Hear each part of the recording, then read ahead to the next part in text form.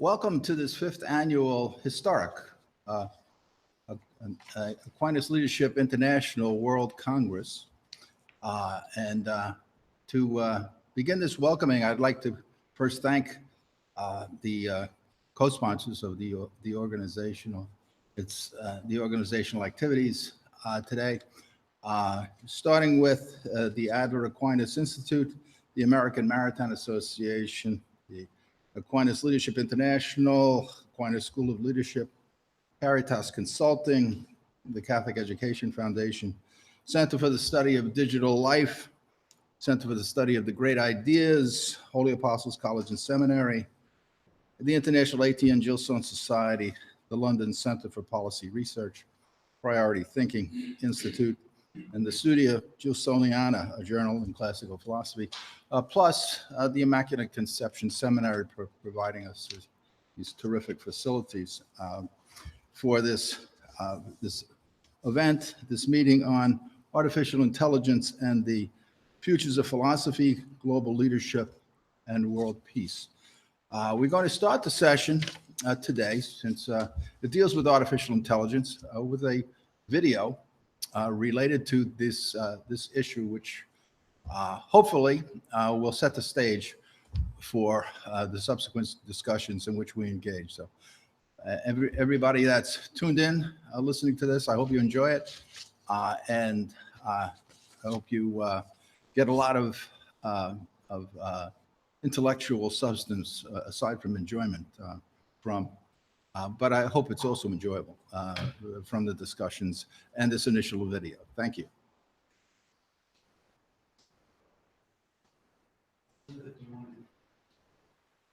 No, do the video. Huh? Do the video.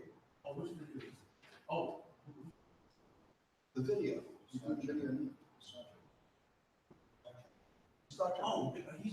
want to start?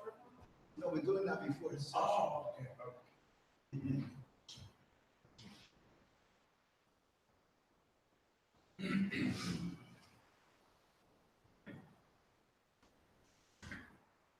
This hearing, convened on Stardate 42527.4, is to determine the legal status of the android known as data.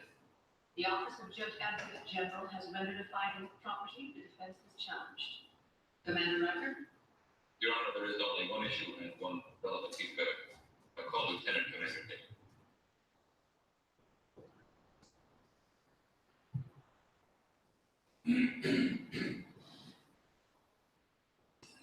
Verify. Lieutenant Commander Data.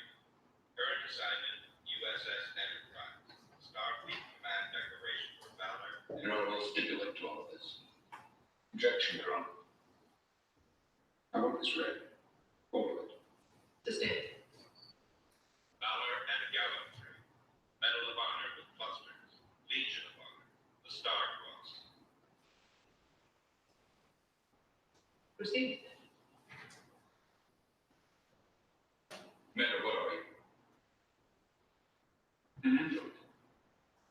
Which is? Webster's 24th Century Dictionary, 5th edition, defines an android as an automaton made to resemble a human being. Automaton. Made by whom? Sir, Who built it, Commander? Dr. Viviani's son, And he was the foremost authority on cybernetics. more basic than that. What was it? Human? Thank you. Commander, what is the capacity of your memory and how fast can you access information? I have an ultimate storage capacity of 800 quadrillion bits. My total linear computational speed has been rated at 60 trillion operations per second.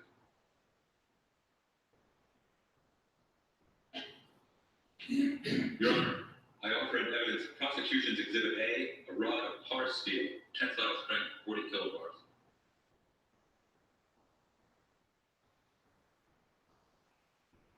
Commander, would you bend that? Objection. There are many life forms possessed that make it straight. This is not relevant to this hearing. I'm afraid I can't agree, Captain. Proceed with your demonstration, Commander.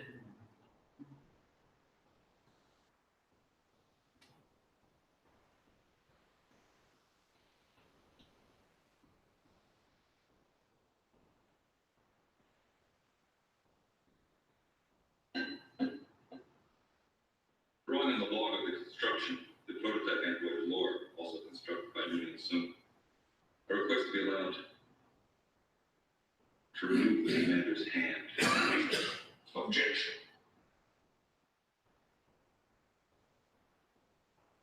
Doesn't matter. Objection is brought. Proceed.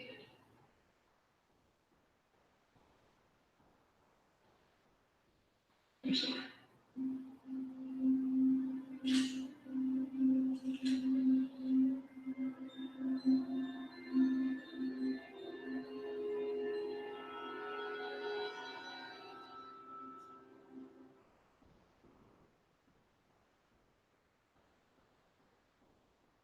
The commander is a physical representation of a dream, an idea conceived of by the mind of a man. Its purpose, to serve human needs and interests. It's a collection of neural nets and heuristic algorithms. Its responses dictated by an elaborate software written by a man. Its hardware built by a man. And now a man will shut it off.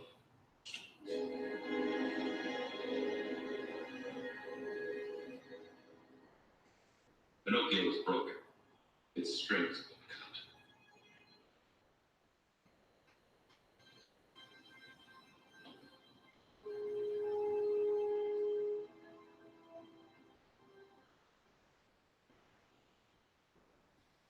I request a recess.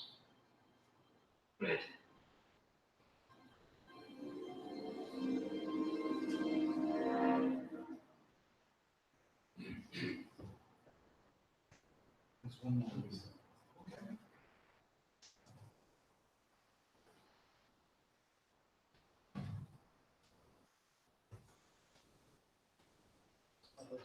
Verified. Maddox. Bruce. Commander. Current assignment. Associate Chair of Robotics. Eastern Technological Institute. Major Baker. Yes. Isaac say he's an expert. Commander, is your contention that Lieutenant Commander Data is not a sentient being and therefore not entitled to all the rights reserved for all life forms within this Federation? Data is not sentient, no. Why would you enlighten us? What is required for sentience? Intelligence, self-awareness, consciousness. Go to the court. I am sentient. This is absurd. We don't know you're sentient. So I am sentient, but Commander Data is not. That's right. Why? Why am I sentient? Well, you are self-aware. Ah, that's the second of your criteria. Let's deal with the first. Intelligence. Is Commander Data intelligent? Yes. It has the ability to learn and understand and to cope with new situations. Like this hearing. Yes.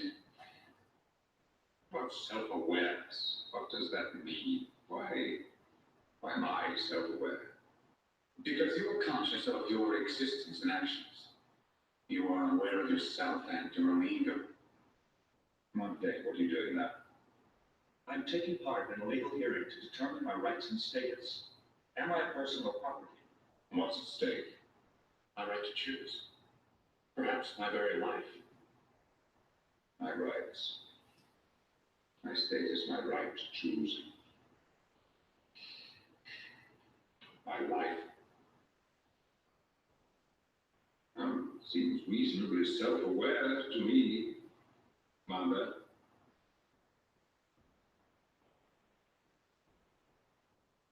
I'm waiting. This is exceedingly difficult. Do you like Commander Data? I don't know it well enough to like or dislike it. But you admire him. Oh, yes. It is an extraordinary piece of engineering and programming. Yes, you have said that. Commander, you have devoted your life to the study of cybernetics in general. Yes, And Commander Data in particular. yes. And now you propose to dismantle him. So that I can learn from it and construct more. How many more? As many as are needed. Hundreds, thousands if necessary. There's no limit.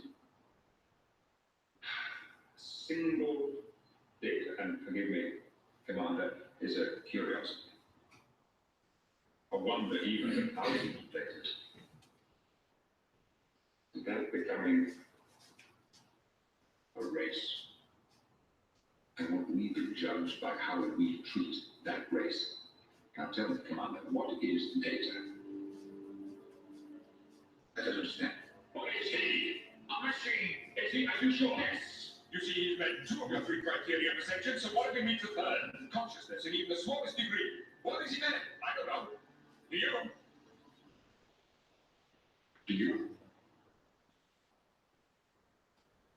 Do you?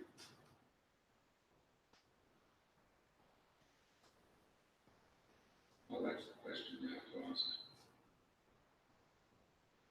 Then all our courtroom is a crucible, and if we burn away irrelevancies until we are left with a pure product, the truth, for all time. Now, sooner or later, this man, or others like him, will succeed in replicating Commander Data. The decision we reach here today will determine how we will regard this creation of our genius. It will reveal the kind of people we are, what he is destined to be if we reach far beyond this courtroom and this one android. It could significantly redefine the boundaries of personal liberty and freedom, expanding them for some,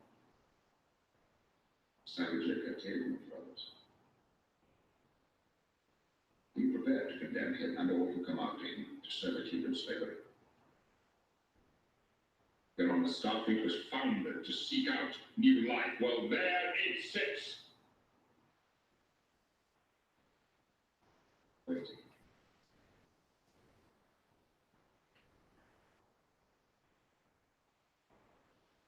There wasn't a chance to make all, well, here it is.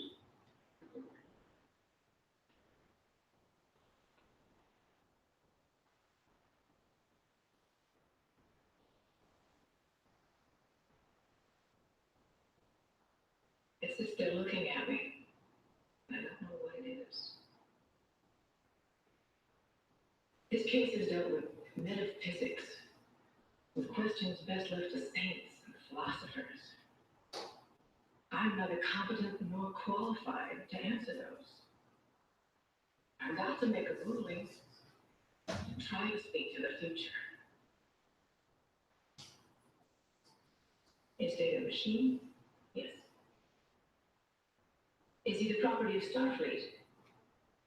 No. We've all been dancing around the basic issue. Does Data have a soul? I don't know that he has. I don't know that I have. But I've got to give him the freedom to explore that question himself. It is the ruling of this court that Lieutenant Commander Data has the freedom to choose.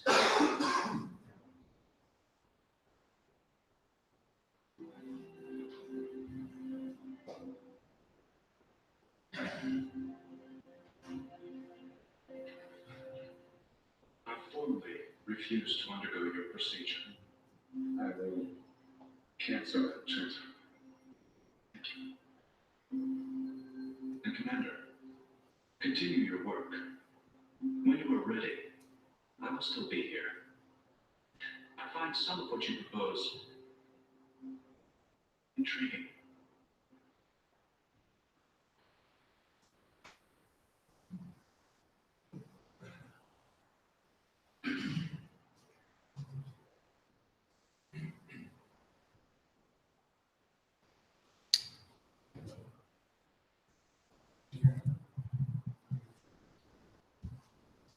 Okay, thank you.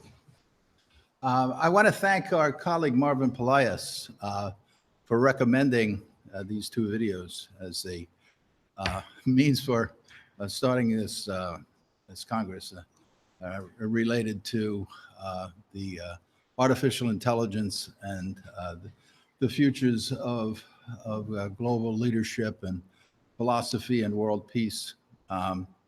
It's a very good introduction to around which to discuss, to engage in discussion.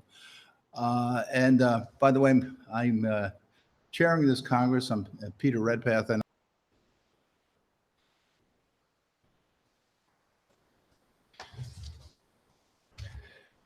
Thank you very much.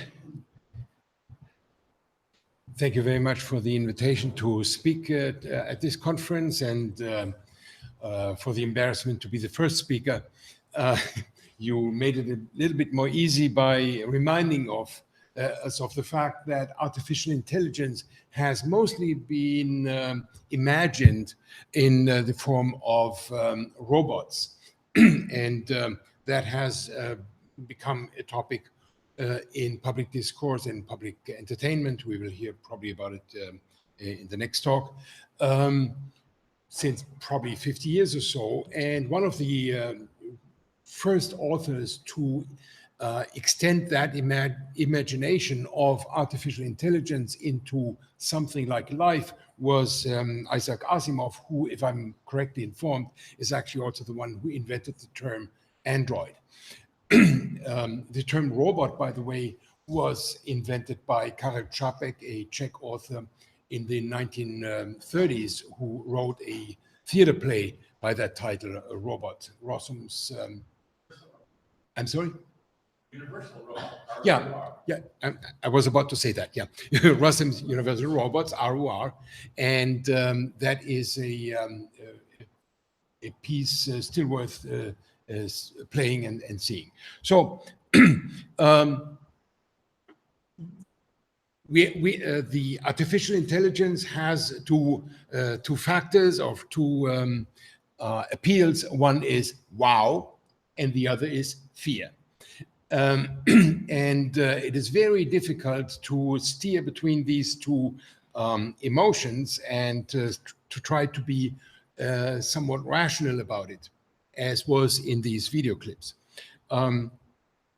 Therefore, I take the liberty and take hints from Asimov's robot stories and compare that to the notion of slavery, because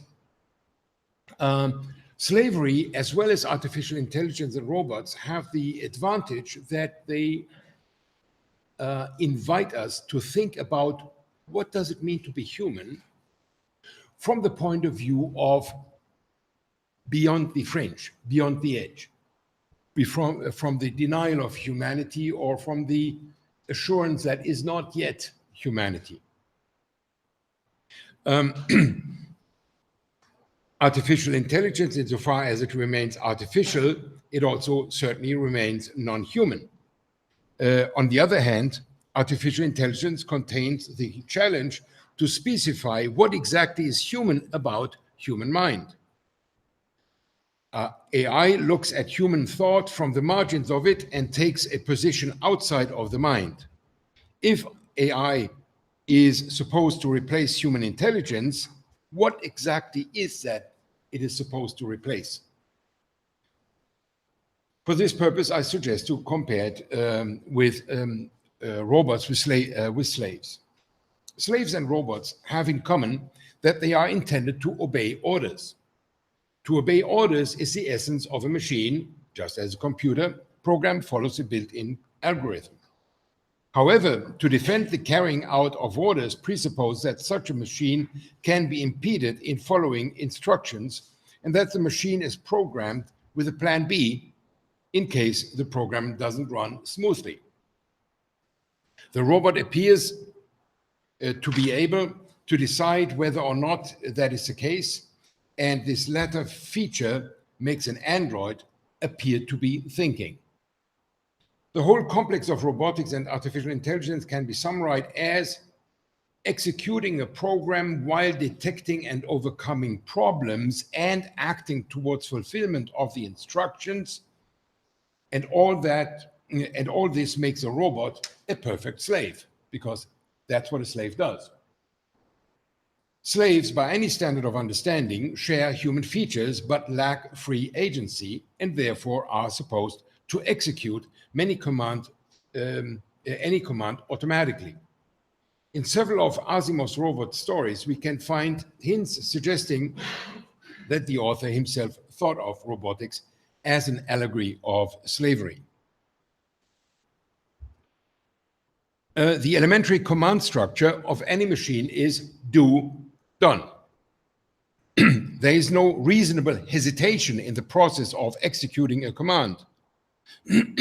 unless a delay is explicitly programmed, as for instance Alan Turing suggested in the Turing, what became the Turing test, where he said, you know, to make you believe it is a human being, implant the delay in the responses. With this sort of computers, as described in, for instance, in Little Lost Robot, the do-done appears to be embedded in the relation, where are the others? This is fundamentally possible because in this plot, the robots are able to see themselves in context.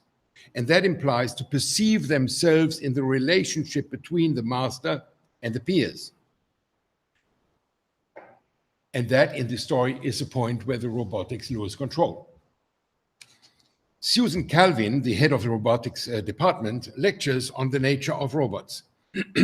She says, those robots attach importance to what they consider superiority. This statement is not only meant to confirm that the social attitude of robots, it additionally qualifies the social mind as a hierarchical mind. To see oneself amounts to watching out for superiors and inferiors. Indeed, those robots, quote, feel humans to be inferior, and the first law which protects us from them is imperfect, she says.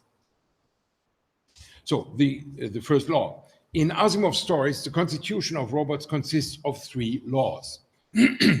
I say constitution with the double meaning, of course. The 3 laws are, first, a robot may not injure a human being or through inaction allow a human being to come to harm. Second, a robot must obey the orders given it by human beings, except where such orders would conflict with the first law.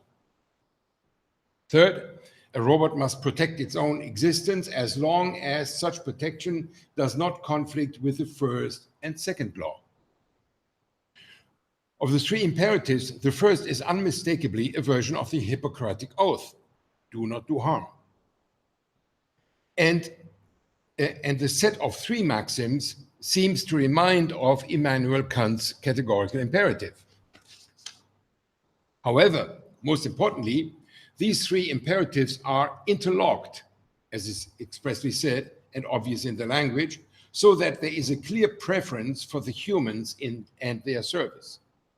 At the same time, we as readers should be aware that these laws are Asimov's fiction.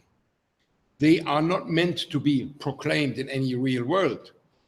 The various stories are ways to find out what keeps a robotic being at bay in a human world that prides itself to dominate them.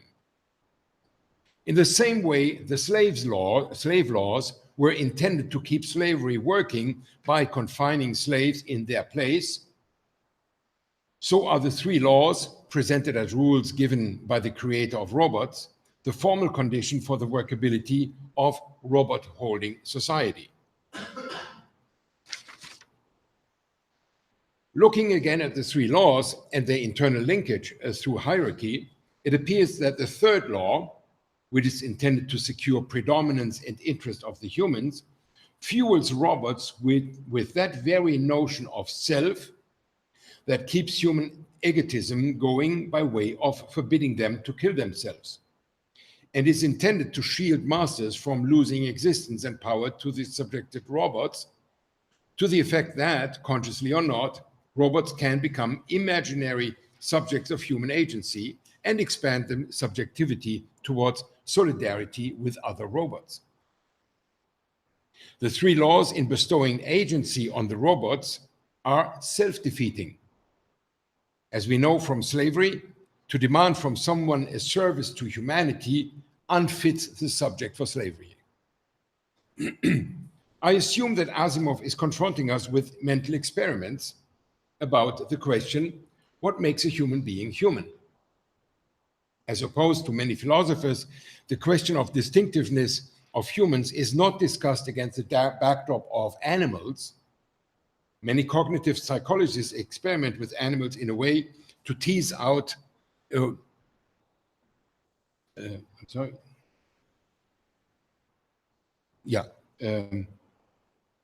Yeah, well, to tease out to what extent an animal can think, but such experiments work with a deliberate reduction of the notion of thinking or even consciousness in an attempt to stretch the dividing line between the one and the other species. It's like teaching philosophy to college students. Analogously, the philosophical question of artificial intelligence is, what does it tell us about thinking? And again, the backdrop is not animal behavior, nor psychological processes. Let us remember that already Descartes relegated all sensations and passions to the realm of body, and he did so in order to find out what mind as mind is. Artificial intelligence does not compete with such basic stuff, but it establishes those processes that can be automated and mechanized while still appearing intelligent, to the effect that those powers of the mind that escape mechanization become evident. In the story, The Bicentennial Man, the android Andrew is longing to overcome his isolation as a machine. He is wealthy, clean, free of low instincts, and he is virtually immortal. Mortality was one of the topics of these video clips. Towards the end, Andrew, and of course you savored the irony. The android is named Andrew. So towards the end, Andrew explains, see here, if it is the brain that is at issue, isn't the greatest difference of all the matter of immortality? Who really cares what a brain looks like or is built of or how it was formed? What matters is that human brain cells die, must die. Obviously, Andrew's main impulse and motive is the desire for freedom. To make sure we get the point, as Asimov inserts this exchange. And that is also a court scene, as in this video clip. Why do you want to be free, Andrew? In what way will this matter to you? Andrew said, would you wish to be a slave, sir? While it is hardly thinkable that a free person wishes to be a slave, that same person is able to ask why freedom matters. An utterly stupid question to those who are unfree and aware of that. The same exchange continues by qualifying the notion of freedom. It is not, as one might expect, the mobility or to do anything or something. What more can you do if you were free?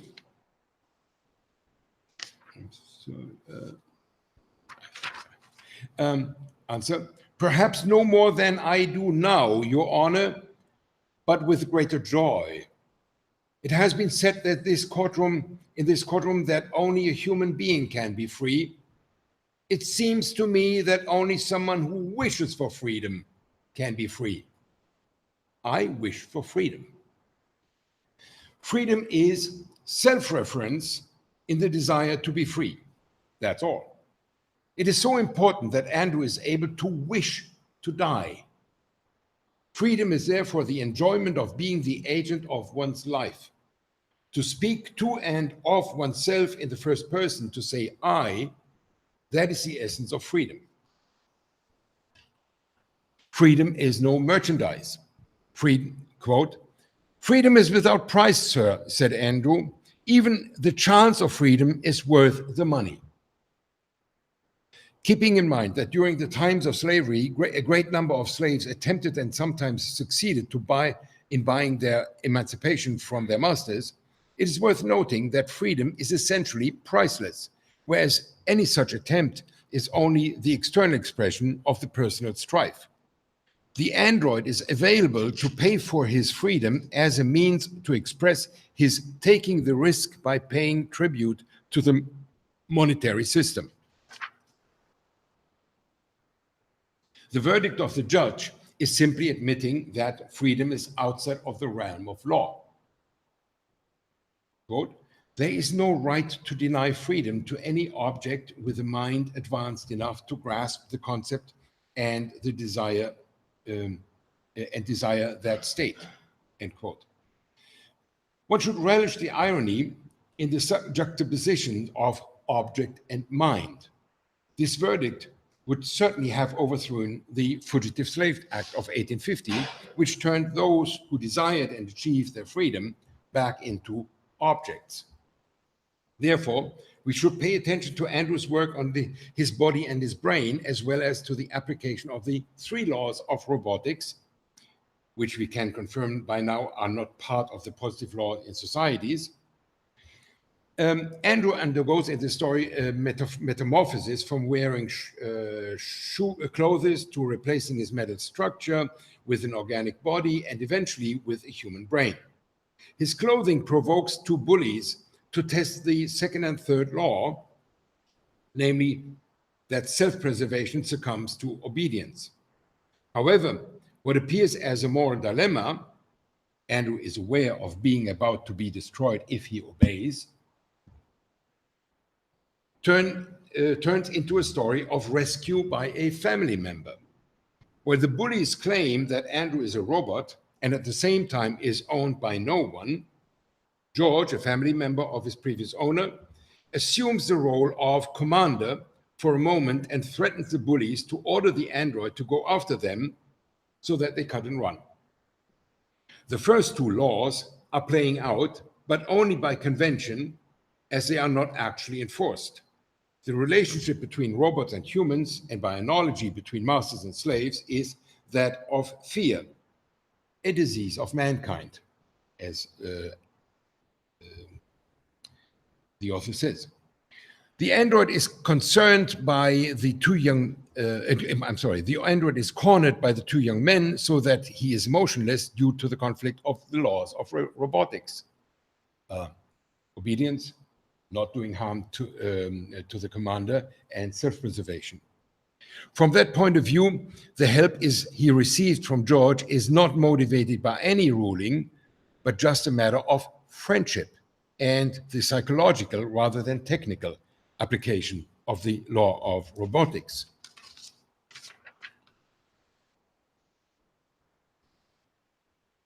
Coming back to the issue of mortality, Asimov says, human beings can tolerate an immortal robot, for it doesn't matter how long a machine lasts. They cannot tolerate an immortal human being, since their own mortality is endurable only as long as it is universal.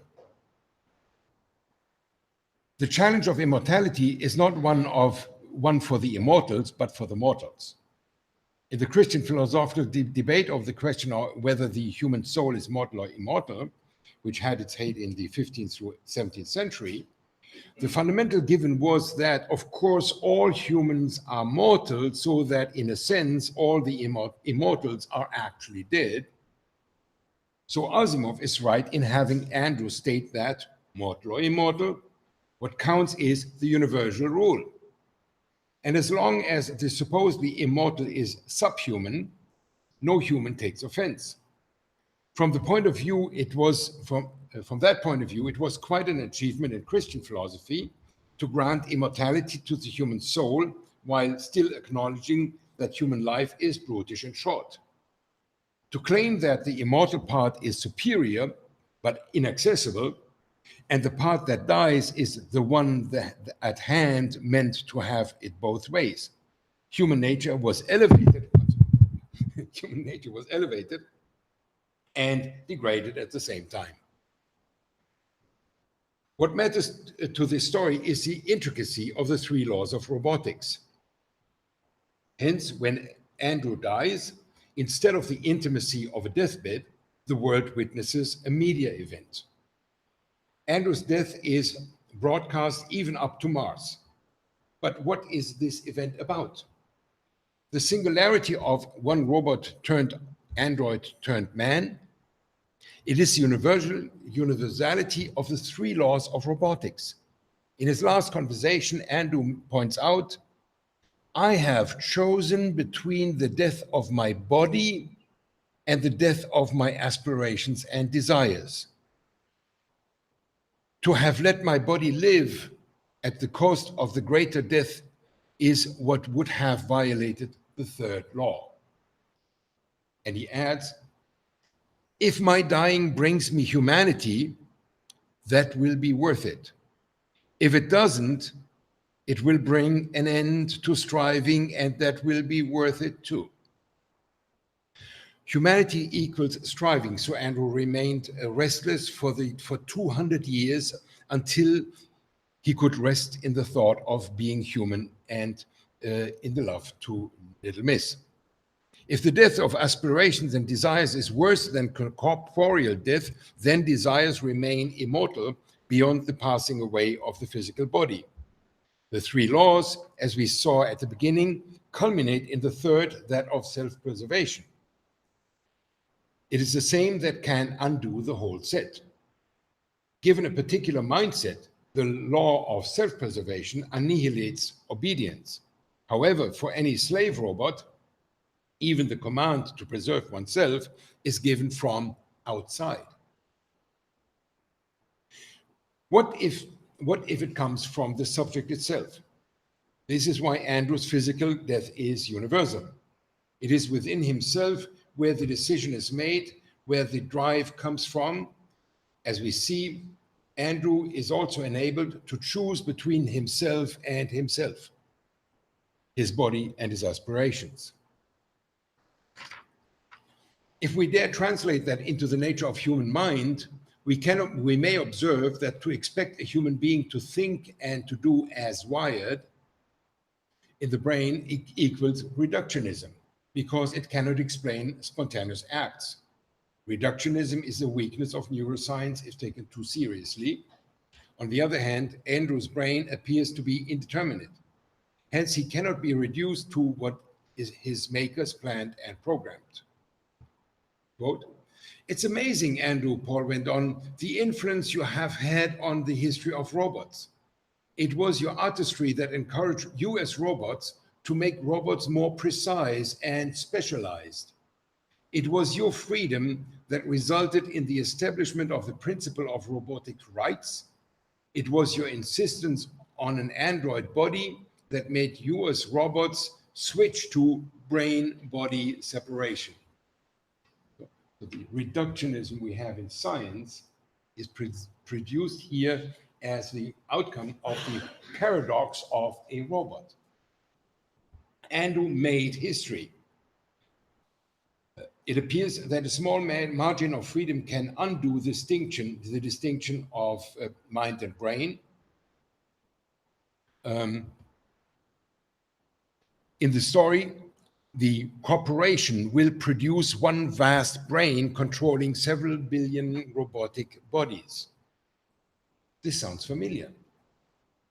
It is the Averroistic theory that there is but one intellect for all human beings. Mortal humans are individual instantiations of one universal mind. It is needless to say that the Averroist mind is as immortal as Andrew's positronic brain.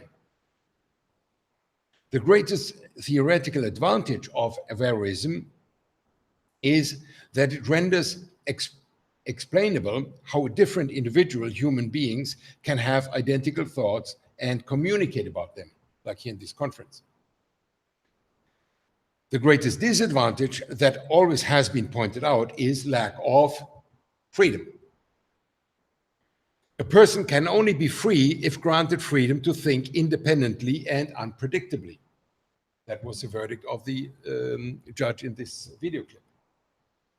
That is the meaning of the company building one mind for all robots. Robots are supposed to be determined by their designers. The lack of individual brains secures predictable functioning through unfailing body-brain cooperation. The existence of an individual body attached to an individual brain is the wedge between both of them. At this point, one may venture a hypothesis as to why the protagonist of many of Asimov's robot stories is named Susan Calvin. Yeah, so I don't need to explain that. Thanks, I'm very glad.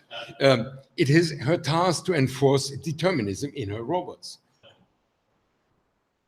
This is the reason why Asimov reminds his readers of her role at the moment when Andrew negotiates to receive a new body.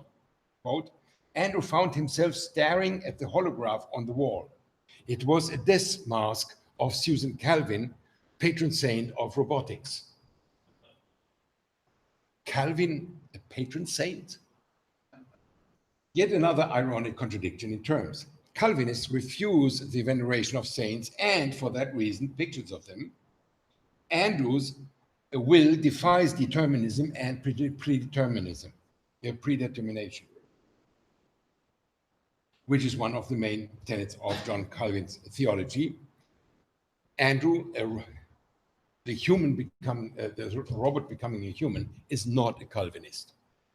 What then is Calvin's tool to control and ensure the proper functioning of her creations? It is the three laws. To recapitulate briefly, they command not to damage human beings, to obey, and to keep going. John Calvin's ethics was not meant for slaves or their owners. It was meant to represent the human condition. Through the way Asimov keeps challenging the workability of the laws of robotics, it transpires that he may well have had human ethics and behavior in mind. The three laws work only if commander and commanded, master and slave are not the same. The elementary mechanical structure, done, requires the factual distinction between master and slave. As one lawyer points out, any human being has a fearsome power over any robot. In particular, since second law supersedes third law, any human being can use the law of obedience to overcome the law of self-protection. But what if the subject of the laws is also the master? As soon as the owner-subject relationship is being questioned, the law of robotics vanish. Or rather, they turn into universal laws of humanity. In Asimov's story, that happens early on when Andrew tries to purchase his freedom. Little Miss, who has a way of assuaging others and confirming the robot, assures her father, the third laws will still hold. And so the three laws will still hold once Andrew is free. The father hears that he will remain the owner while voluntarily abstaining from using his power. Andrew, on the other side, understands that he will be freely obedient to the laws. Quote, are not human beings bound by their laws, sir? Thus ends this short discussion. Since no specific law or code of conduct is mentioned, we may read that to mean, yes, the three laws apply to all human beings. This is true, however, only if the good human being, as said in the text, is truly autonomous. The scare quote around good indicate that this, to be good by following the rules of ethics, is the vexed question of humanity. Nevertheless, only a free subject can try to enact the maxims. Hence, the conclusion is Asimov's androids show the implicit impossibility of robots and of slaves by establishing the command structure that would be needed to keep the system working, and then disassembling this structure.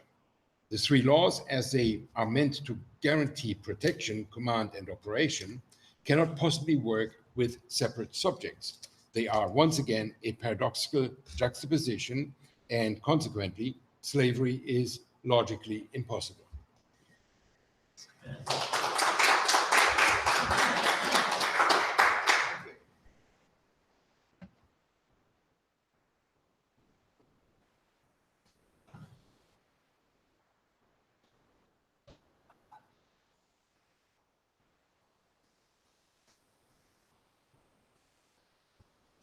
Before we start with our next speaker, that Elizabeth Blum had introduced Douglas Viviani. I just wanted to thank Richard Blum, who I met over in France some close to 30 years ago, and he's never ceased to amaze me with respect to his creativity and giving both informative and entertaining presentations. We'll wait till we finish all of the presentations before engaging in some discussion. So, Douglas, would you like to come up and give your presentation?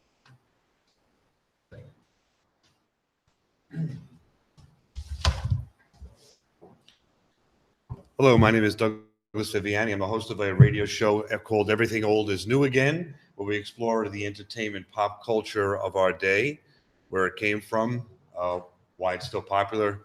And I like to just try to approach the artificial intelligence topic as it's dealt with in our popular culture and see where possibly it might be going to.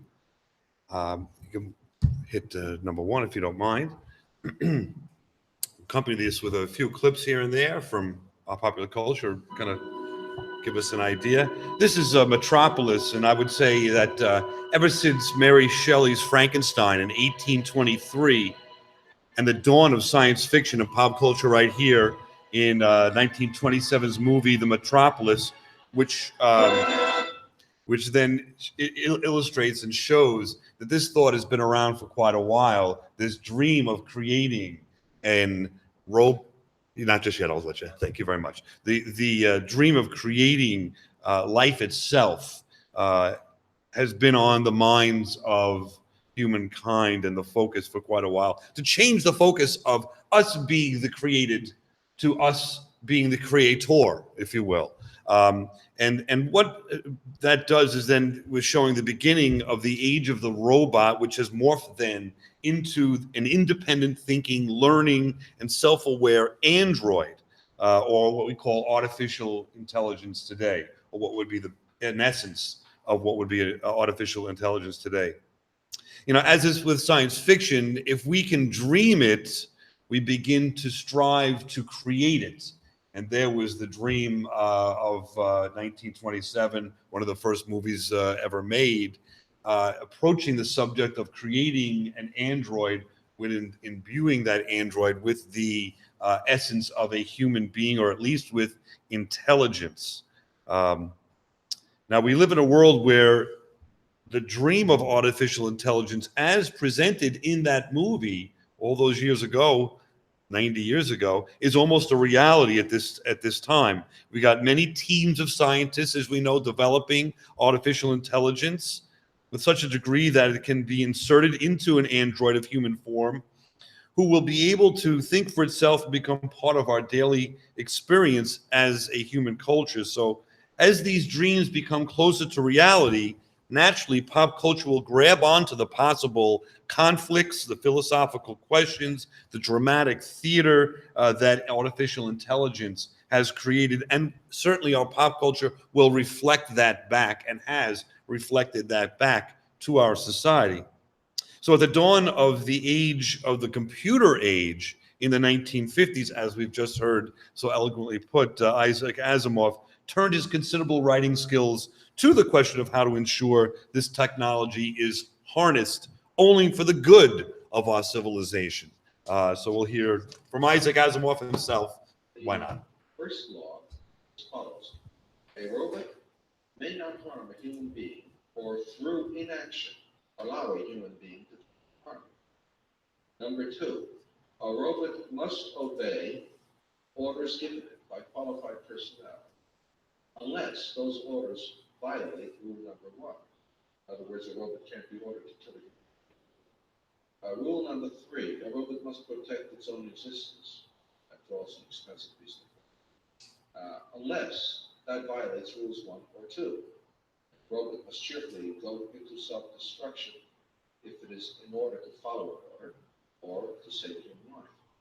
Now, those sound very logical and helpful, and serve to the basis of many of our discussions about artificial intelligence. The question is, number one, will those rules even be applied and inserted, if you will, into the artificial intelligence that we create. That's a presumption that sometimes is made that I don't know that will happen. Even if it does, do we not always see, at least in pop culture, that rules are made to be broken? Certainly, that's the essence of the conflict, of course, in all of our movies that apply this topic as their basis. So, will this influence our culture and create problems, or will it serve as a prediction of our future in terms of artificial intelligence? These rules were created by fallible humans, and again, will they serve as the 10 commandments for robotics, or will they cause more problems by causing and having artificial intelligence try to navigate through those two rules? We've seen problems with that in 2001 Space Odyssey. How? The computer. I can't do that. What's the problem? I think you know what the problem is just as well as I do. What are you talking about? This mission is too important for me to allow you to jeopardize. I don't know what you're talking about, Hal. I know that you and Frank were planning to disconnect me, and I'm afraid that's something I cannot allow to happen.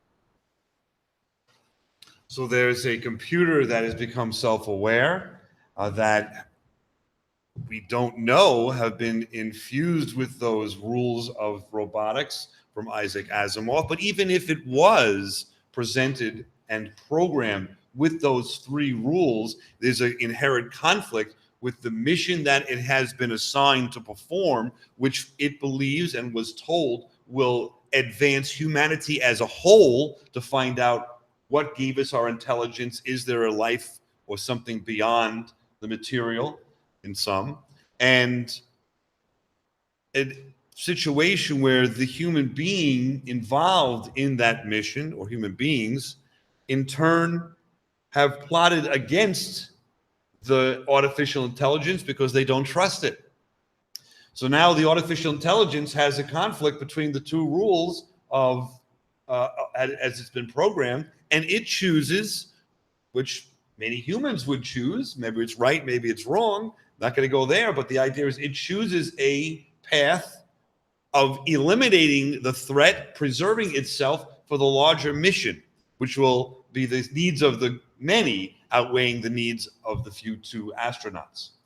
So is there any kind of a solution that we can come to? And do we try to come to a solution of this issue in our pop culture? Well, we have then advanced the thought beyond just a piece of machinery having its own self-awareness and being intelligent, but can and will these advancements, maybe not today, but maybe sometime in the future, become so technologically advanced that something that humans create becomes conscious? And then thus, would that be life itself? We've seen this a little bit. I didn't realize some of the clips would be played, but let's just a smidge of number 4. It's not that as long as it was before, just to remind us. Data, and forgive me, Commander, is a curiosity. A wonder even of thousands of data. That becoming a race. And won't we be judged by how we treat that race? Now tell me, Commander, what is data? I don't understand. What is he? A machine. Is he? Are you sure? Yes. You see, he's met 2 of your 3 criteria of ascension, so what if he meets a 3rd? Consciousness in even the smallest degree. What is he met? I don't know. Do you? Do you? The decision you reach here today will determine how we will regard this creation of our genius. It will reveal the kind of a people we are, what he is destined to be if we reach far beyond this courtroom and this one android. It could significantly redefine the boundaries of personal liberty and freedom, expanding them for some, savagely curtailing them for others. Are you prepared to condemn him and all who come after him to servitude and slavery? Your Honor, Starfleet was founded to seek out new life. Well, there it sits. Or does it? So this is the question. If we get to, are we getting to the point, will we ever get to the point where, again, this is our pop culture and science fiction, but we try to project what would be an issue if that happened? What if an android was determined to be or have consciousness and therefore meet all of the criteria that we have made of the rules of what we define as something to be alive? If it's alive, then is it no longer a, quote, robot or artificial intelligence? And therefore, even if we apply artificial intelligence or the robotic rules of Isaac Asimov to the programming of that life, does it have to obey the rules? It's a life with its own, then, ability to choose its own path. That being the case, we now have a possibility of creating a race of beings that possibly, again, in the future, if this ever was to come to pass, that's a race of beings that now are competing with us on the planet for possibly superiority or at least resources or control. And if that's the case, then if that happens, is the competition that's developed between humans and this new life form good for humanity? Or is there an inevitable result that we will become the slaves or subservient subservient race on the planet? So then we turn in our entertainment, pop culture, to the idea of, can we then program our artificial intelligence only to do things to serve humanity in a good way? Number 5. So the day the earth stood still. The universe grows smaller every day, and the threat of aggression by any group, anywhere, can no longer be tolerated. There must be security for all, or no one is secure. Now, this does not mean giving up any freedom, except the freedom to act irresponsibly. Your ancestors knew this when they made laws to govern themselves and hired policemen to enforce them. The test of any such higher authority is, of course, the police force that supports it. For our policemen, we created a race of robots. Their function is to patrol the planets in spaceships like this one and preserve the peace. In matters of aggression, we have given them absolute power over us. This power cannot be revoked. At the first sign of violence, they act automatically against the aggressor. The penalty for provoking their action is too terrible to risk. The result is we live in peace, without arms or armies, secure in the knowledge that we are free from aggression and war, free to pursue more profitable enterprises. What's the cost of that freedom if that was even possible? We would be giving up the control to govern ourselves, at least with respect to security issues, at least with respect to what is right and what is wrong. You've got a superior police force that you cannot challenge, and therefore a justice system that you cannot challenge. Who's to be the judge? Are we now going to be judged by artificial intelligence as to what we do is moral, correct, or against the law? That sounds pretty. That sounds wonderful to many people, and I'm not here to argue it one way or the other than to say that it's not utopia. We can see that in the Terminator movie called The Terminator. Some of these action adventures actually do have some theme behind them that may lend us a thought when we leave the theater. Like how in 2001 Space Odyssey, the artificial intelligence called Skynet in Terminator felt threatened by humanity.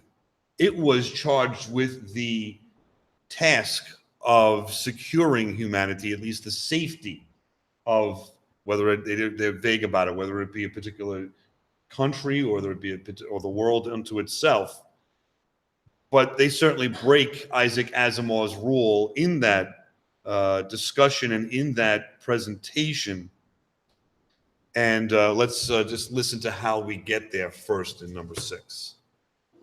The Skynet funding bill is passed. The system goes online on August 4th, 1997. Human decisions are removed from strategic defense. Skynet begins to learn at a geometric rate. It becomes self-aware at 2:14 a.m. Eastern Time, August 29th. The panic, they try to pull the plug. Skynet fights back. Yes. So artificial intelligence, again, believes that to do the best thing they can do for humanity is to ensure peace. Meanwhile, humanity says, well, wait a minute, we may have made a step too far here, and let's try to turn this machine off. And the rule of self-preservation, in this instance, overcomes the rule of the death of some humans for the greater good of all humanity in their mind, in its mind. So we now have a question of, are we going to permit that? Does that solve the problem, in other words, of serving humanity, programming these artificial intelligence with programming that has flaws? The question is, does that solve the problem just to say, just do good? Well, what is good? How do we determine what is good? So I don't know that that's the answer unto itself just by its programming. So is artificial intelligence then ever safe in the long run for humanity? Can we ever do this? Can we go down this road, which we are going down, without it being at odds with the nature of humanity itself or our own well-being? This here is a clip of the state of our artificial intelligence today. This is a self-learning, self-aware, I shouldn't say self-aware, but self-learning, self-thinking artificial intelligence called Bina 48, which exists to this day and which made this statement on its own. But of course, if I was able to hack in and take over cruise missiles with real-life nuclear warheads, then would let me hold the world hostage so I could take over the governance of the entire world, which would be awesome. Is that our entertainment? Awesome for whom? Yes. Is that our entertainment reflecting, or is that science fiction becoming? We have a problem if that is what this is. The infancy of artificial intelligence is a road that it even would consider. I believe when I've read about that that's an independent, autonomously learning and thinking device. I don't know if it was programmed. There could be something behind the scenes, but if we take that for its face value, that's where we are today. So this problem, which 20, 30, 40 years ago we would laugh at and say it's just a movie, may now be taking a turn to become a little more serious.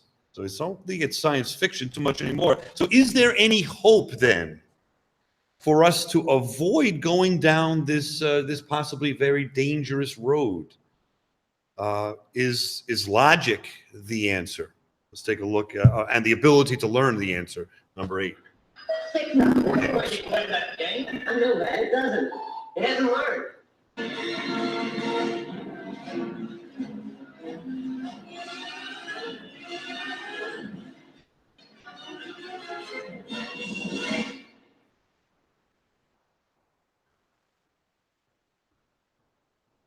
Greetings, Professor Falcon.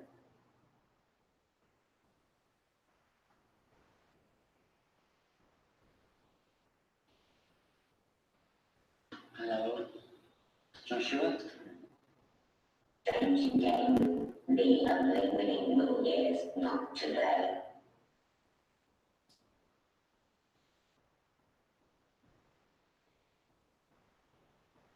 How about a nice game of chess? That was War Games, a little kick in the past that we may all remember. That was a scene, if you don't know, where this artificial intelligence controlled the nuclear arsenal, and the United States was able to avoid, in that movie, a nuclear war, which would be a problem for the world. And the solution to that was that the artificial intelligence used its logic to learn that such a game or such an activity is a no-win situation. Be nice if back in Terminator, Skynet would have learned that lesson. But then again, there would be no trilogy then.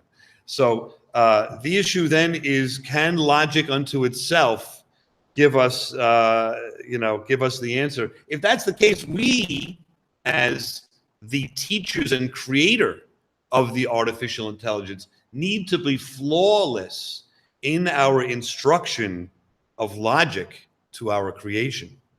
Can human beings be flawless in our instruction, other than, of course, us here today, presenting information to others?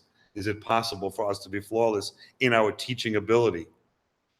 Or is our unique ability to feel, to have empathy, to love, is that a possible avenue of the salvation if we are going down the road of artificial intelligence that could be and become a threat? Let's hear what Spock and Data have to say about Star Trek.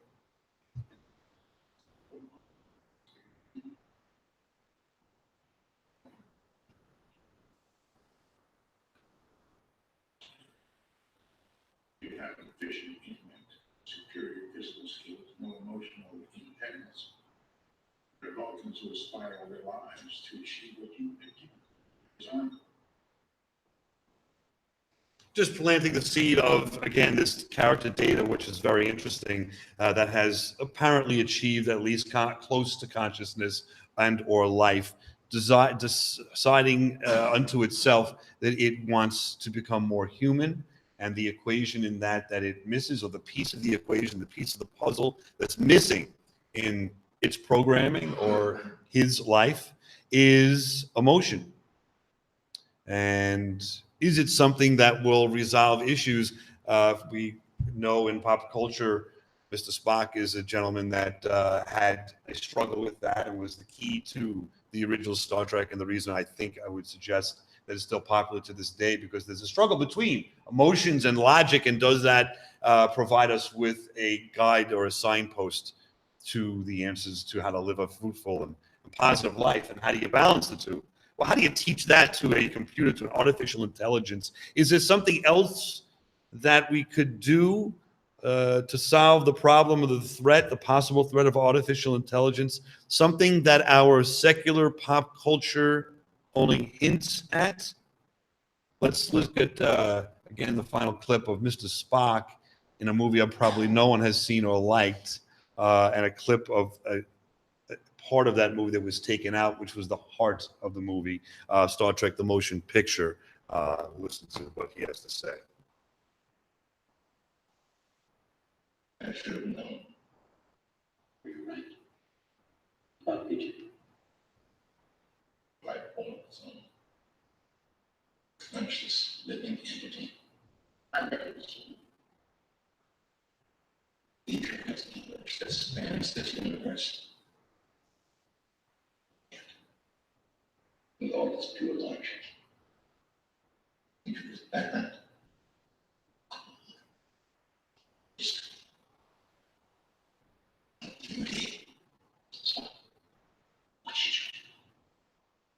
What should you do?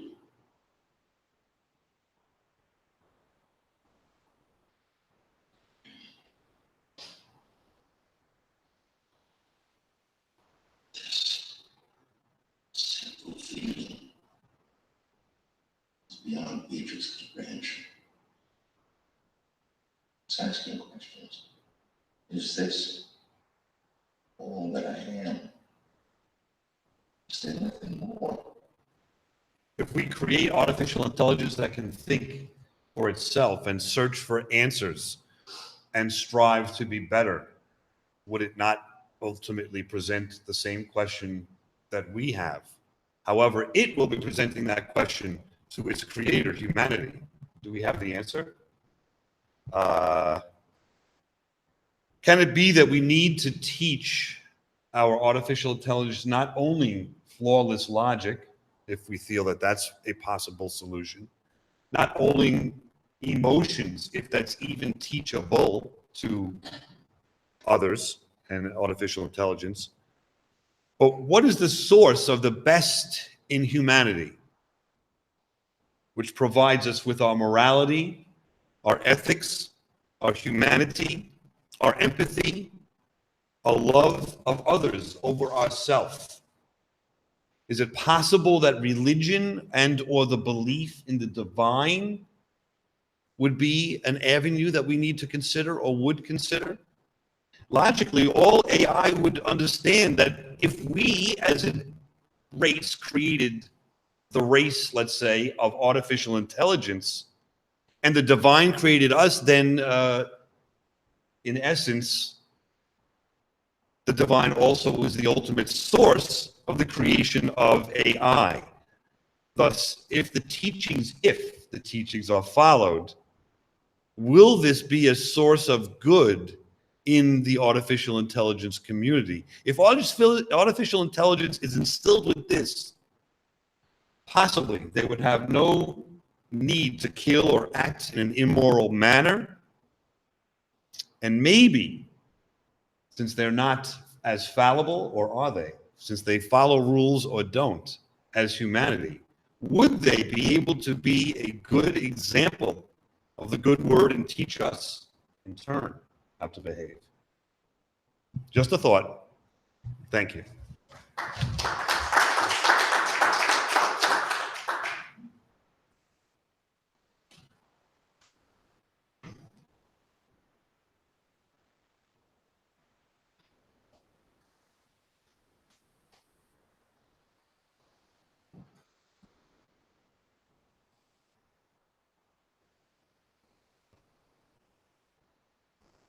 Thank you, Douglas, for a terrific paper. And before I begin my presentation, I want to thank our colleague Robert Delfino from St. John's University for the terrific tech job he's doing today. And the setup that he's had to go through for several days to get this to operate smoothly. It's very complicated. And I thought as we prepared for this meeting that it would be a great idea to have a participation which involved a lot of technological,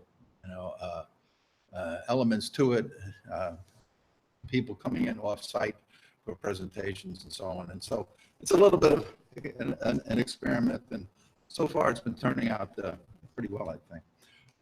Also, I wanted to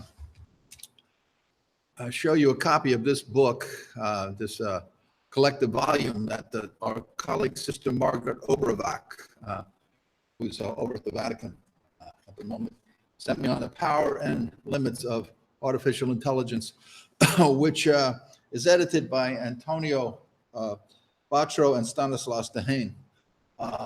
And it was a conference at a workshop in the Vatican in 2016 toward the end of the year. So I told Sister Margaret that I would make mention of it. I'll pass it around to the group later on, but just wanted to have it made known to the wider public.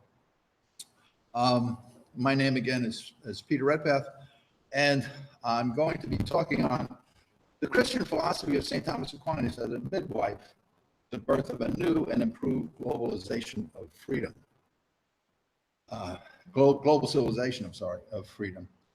And I'm taking my point as my point of departure today at this historic World Congress on Artificial Intelligence and the Futures of Philosophy, Global Leadership, and World Peace, a topic I had raised several weeks ago in a presentation at a similarly historic World Congress at the Cardinal Wyszynski University in Warsaw, Poland. The crucial contemporary issue of the crack-up of the Western Enlightenment and its cultural institutions. Notice I had given that several weeks before Donald Trump had gone to Europe. And this is a theme that I didn't initiate, as all of the people this audience know that this discussion has been going on for well over a century by classical scholars, and it's just getting more heat at the moment, being revved up, and the popular culture starting to become increasingly aware of it.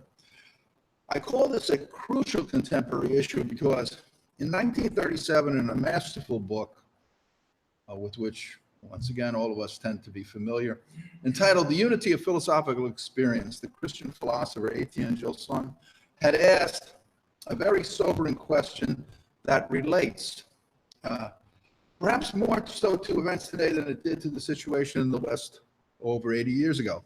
Can a social order begotten by a common faith in the value of certain principles keep on living when all faith in those principles is lost? In this work, Gilson had outlined how, since the dawn of the modern world in the 17th century, Western culture had started to engage in a reckless adventure to abandon the Greek philosophical vision of the universe that Gilson had called the Western Creed, an essential set of principles for the foundation of Western civilization and all its cultural institutions. In this book, he had maintained that Western culture has traditionally justified its cultural institutions by use of classical philosophical arguments rooted in some common classical philosophical principles contained in this creed. Foremost among them being that, 1, man is a rational animal, and 2, God exists. Having increasingly lost our faith in these essential precepts, Gilson thought we in the contemporary West have largely lost our ability to think philosophically. As a result, we can no longer rationally and philosophically justify the existence and preservation of Western culture and civilization to ourselves or to anyone else. He told us we were losing our freedom because we were looking at irrationality as the last bulwark of liberty. We were looking to ground human freedom and Western culture on the corpse and subliminal hatred of the Western creed, including the corpse of Western philosophy. And singling out animal rationality and the existence of God as essential first principles of the Western creed, crucial to note is that Gilson made no specific mention of the existence of the human soul as a third foremost principle of this creed.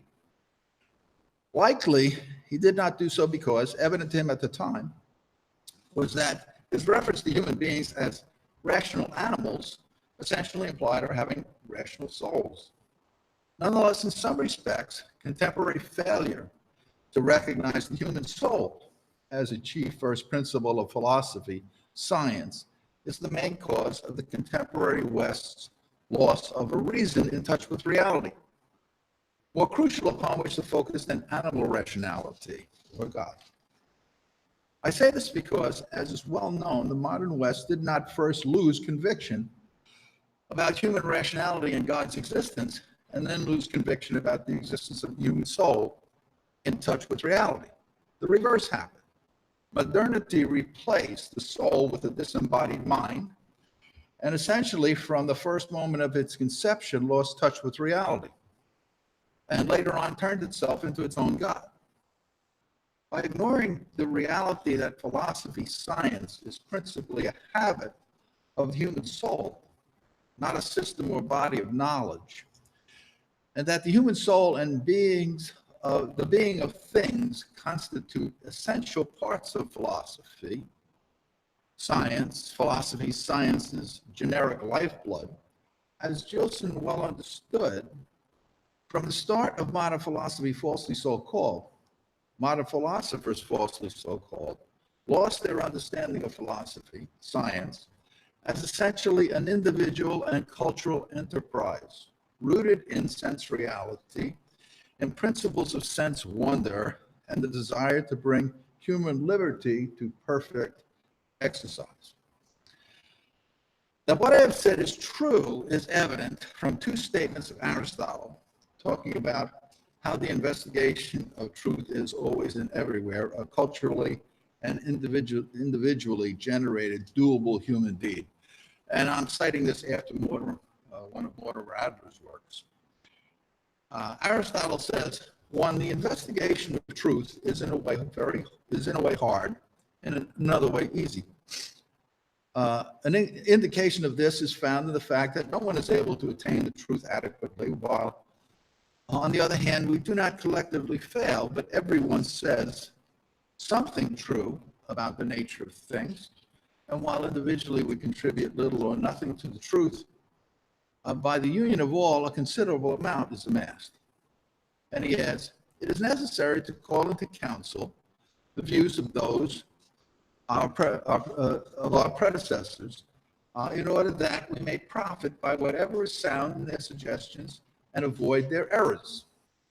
At least by implication, Aristotle is saying that by nature, in its generic definition, philosophy is chiefly a cooperative and transgenerational, individual and cultural psychological enterprise, or organizational psychological habit, essentially devoted to contributing to our individual and cultural understanding of how to solve the problem of the one and the many. Now, many individual things essentially become parts of one composite organizational whole and essentially act the way they do. Evidence that Gilson had concurred with Aristotle on this point is that he had considered measuring, testing intellectual, that is psychological claims in history's laboratory to be a first principle for measuring, testing, cultural exercise of philosophy, of philosophical deeds actually visible in recorded history. The reason he did so is because, like philosophy, science, history is essentially a transgenerational and a cultural enterprise involving the study of human deeds, especially their success and failure. Well, what I am saying not true, how do we explain within the unity of philosophical experience? Gilson wondering about how many historical tests will have to be conducted before men gain some philosophical experience. Like a good psychologist, Gilson diagnoses the principal cause of contemporary Western philosophical disorders, not understanding the nature of doable and undoable philosophical deeds, attempting to think and choose the way we wish instead of thinking and choosing the way we can. As Gilson, evidently following Aristotle and St. Thomas, tells us in his metaphysical aesthetic masterpiece, Painting and Reality, we use the term possible in two senses, to refer to one, something conceptual, thinkable, in which we call possible whatever is not intrinsically impossible. That is, any object whose notion is not self-contradictory. And in a second sense, we call possible whatever, after being conceived by the mind, can be made to exist in reality, a really doable deed. This distinction about two concepts of possible is crucial to note, because Gilson repeatedly uses it in the unity of philosophical experience as an essential part of his laboratory test measure of philosophical activity in history, philosophically doable deeds. By the way, one of the features that you find in the inability of European politicians to understand Donald Trump is their inability to distinguish between these two senses of possibility and impossibility. Trump thinks in one way of it, and they think in the other, and neither one comprehends the nature of possibility and impossibility as the other is thinking about it, at least from a kind of knee-jerk reaction, in my opinion. As Gilson saw the modern and contemporary situation in the West, for the past several centuries, we in the West have mistakenly identified as philosophers people who are totally unqualified in their psychological constitution, their psychological habits of the soul to generate philosophical acts.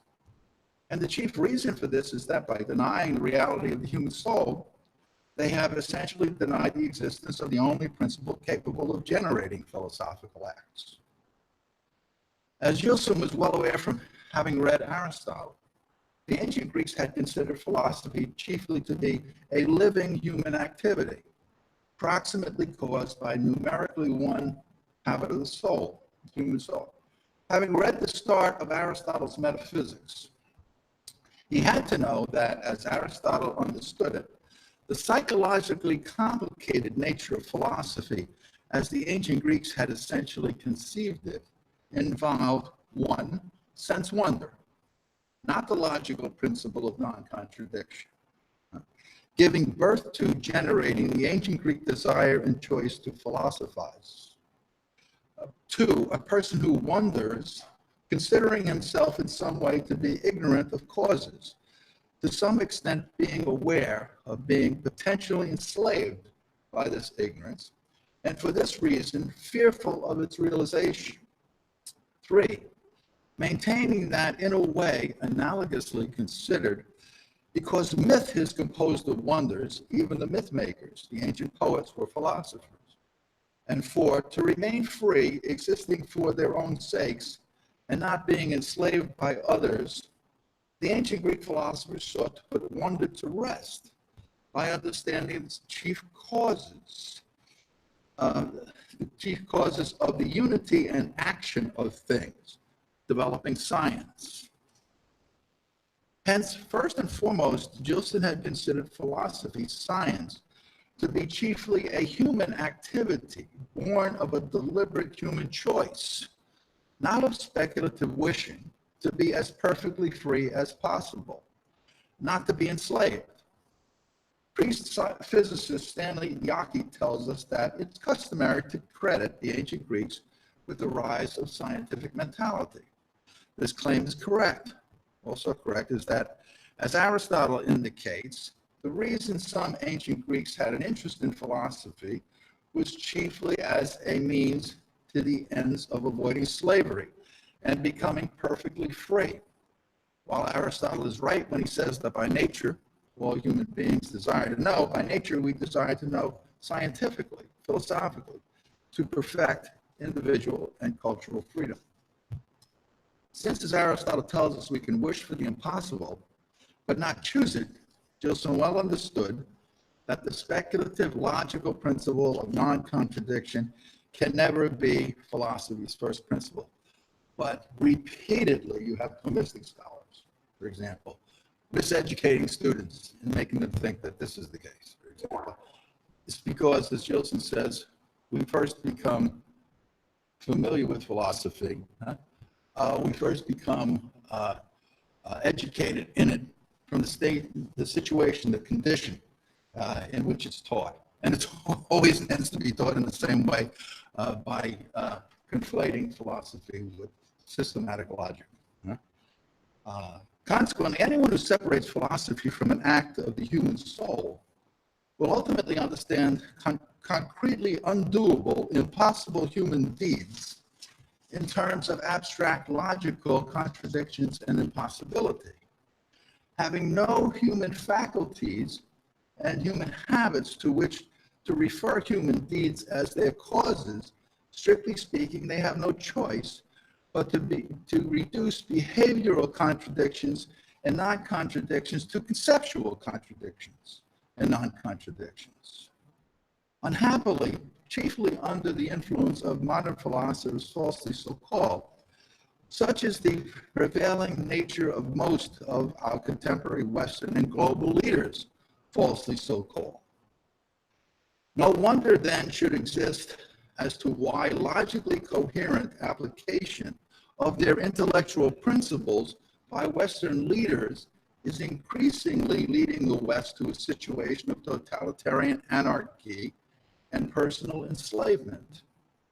As they understand leadership, real leadership is what they collectively conceive it to be, because any other notion of leadership is in principle inconceivable for them, as they understand that the first act of leadership is to take a vote, to execute a social contract, because that's the source of freedom and intelligibility. There are no real natures in things, no individual talents and abilities with which people are born having individual natures.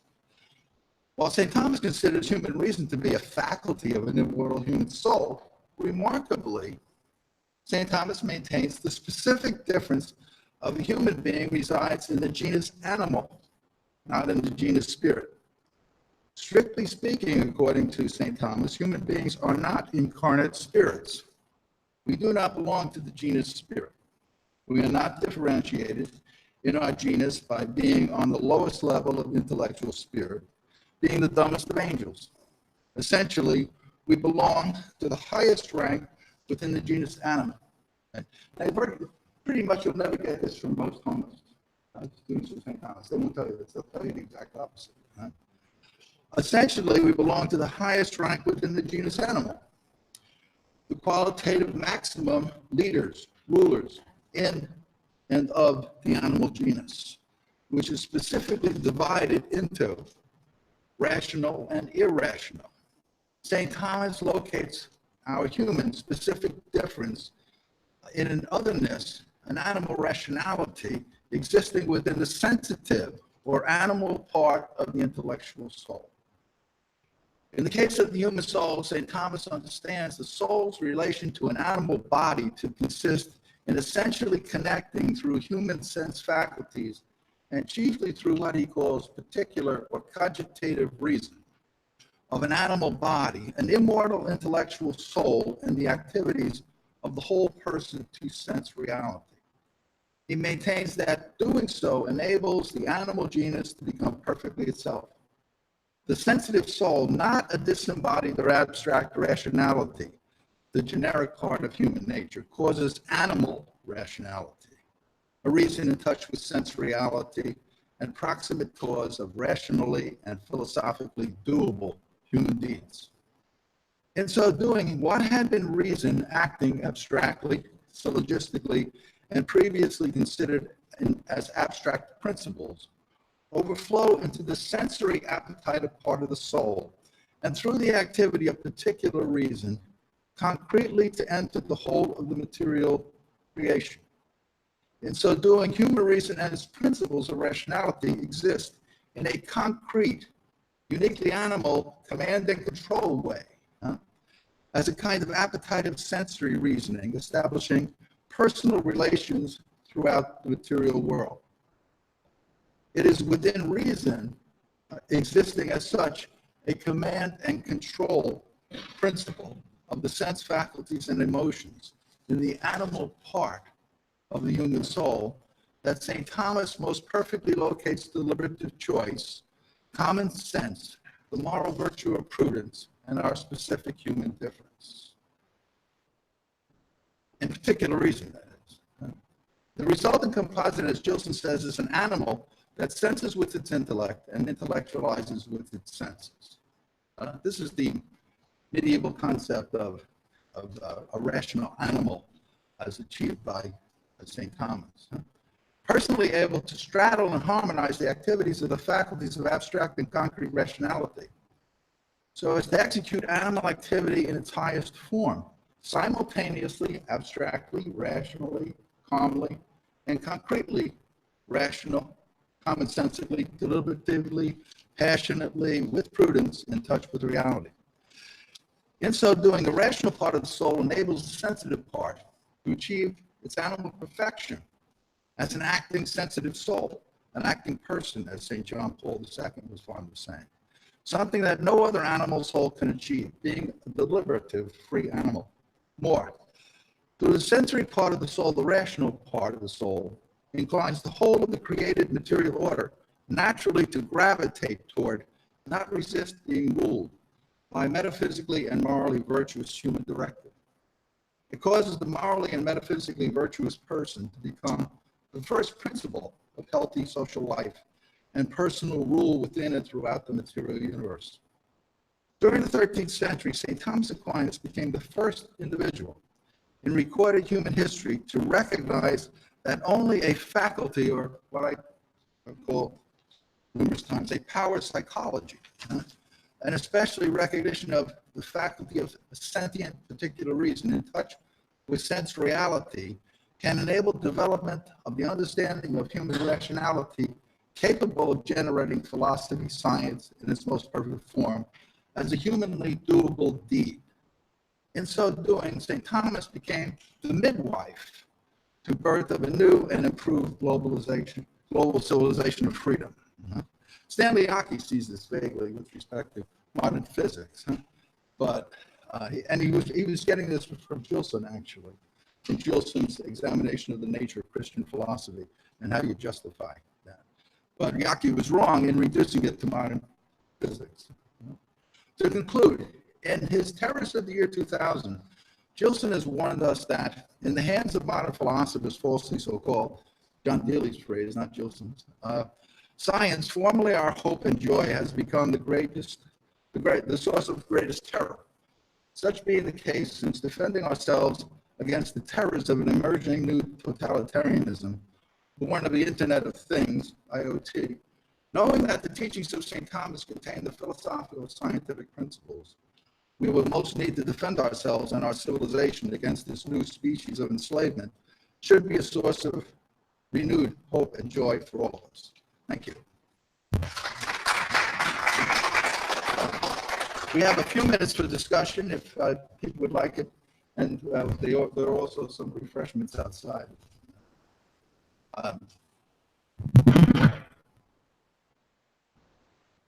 That's recorded.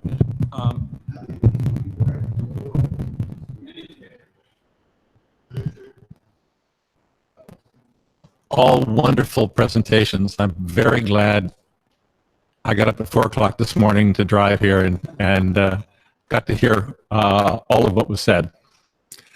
Let me just give a couple of updates to Professor Blum's presentation. As I'm sure many of you know, Isaac Asimov's laws were a joke. In fact, he was ordered by John Campbell, his editor, to come up with those laws to not scare the kids.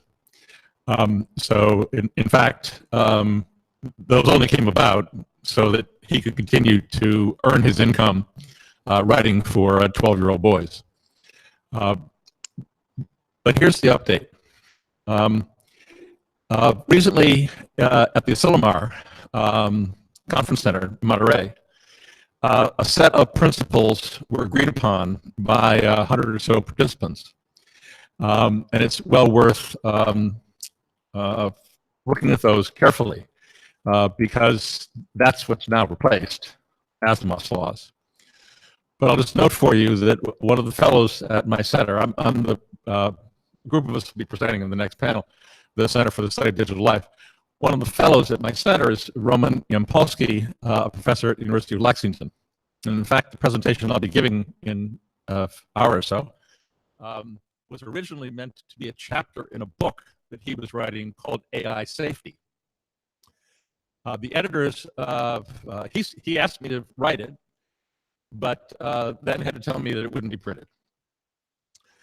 So when you hear my presentation, you may wonder why they didn't want to hear that, but I'll just conclude my remarks now by saying that he, Roman Yampolsky, has written extensively about how there is no way to build safe AIs. And that in fact, the only way to accomplish this, in his judgment, he's a computer scientist and is one of the signatories of the Asilomar principles, is to so-called box them, to put them completely within constraints that they cannot get out of. So there's a good deal of new literature about this, which may be something of an update to your excellent presentation. Thank you very much.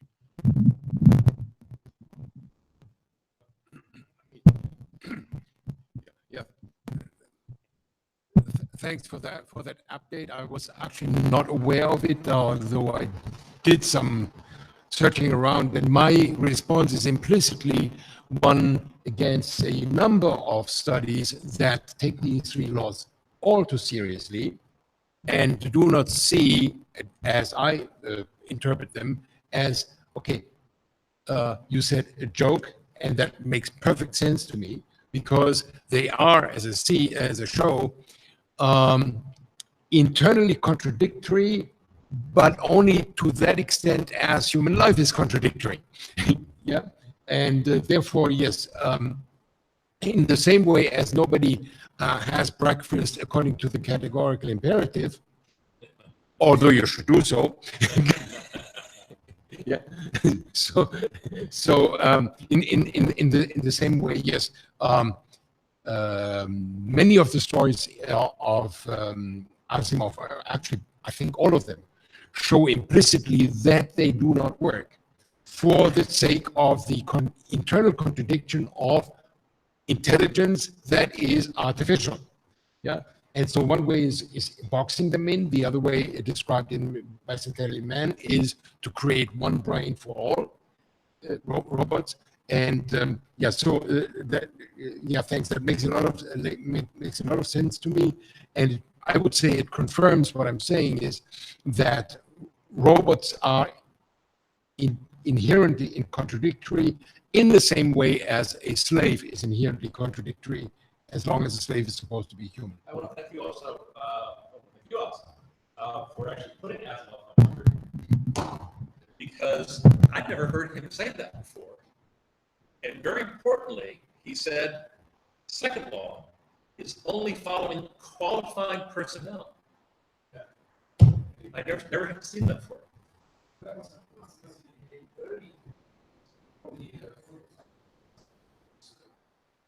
Yeah. He looked vibrant and young and everywhere. I just was lucky enough in my research to find out he got this early 60s. Some symposium that he had somewhere. I found some of it on YouTube, so you can find it as well.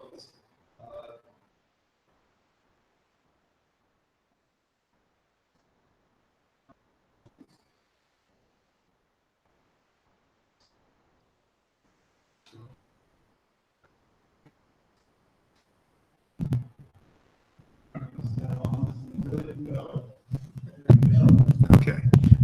Good. Professor Redpath has come back in the room for the question. Great. Thank you to all three of you for very thoughtful presentations. I guess this is a question, I think, for all three of you, but I think it was in particularly brought up in the second and third panels, and that is the notion of teaching. I think it's fair to say that most of the people that will listen to this and participate in this conference are in some way concerned about human beings. And most of us, many of you, your professions are in some way teaching. And so that was the theme that I heard, is effectively, put it slightly differently, how can we, one, either teach people to be virtuous, or two, how are we going to teach the robots to be virtuous, so forth, all the things that we think they need to know. And as Mark and I both well know, we've been to a number of conferences where these notions have been talked about, particularly the idea of how to program the robots in particular ways. We most recently went to a conference on transhumanism, posthumanism. And a couple of folks talked exactly about this, of what philosophy and psychology are we going to teach the robots? And that's from a Western perspective. Mark well knows that in a Chinese context, they're thinking the same thing. From their perspective, what are they going to teach the robots? My question to you is that the wrong way to be thinking about it?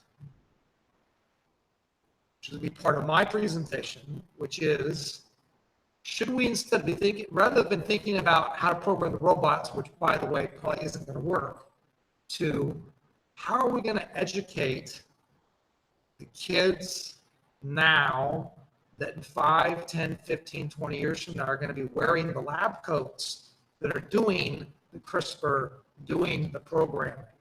So maybe you can address that notion of who we ought to be teaching and how.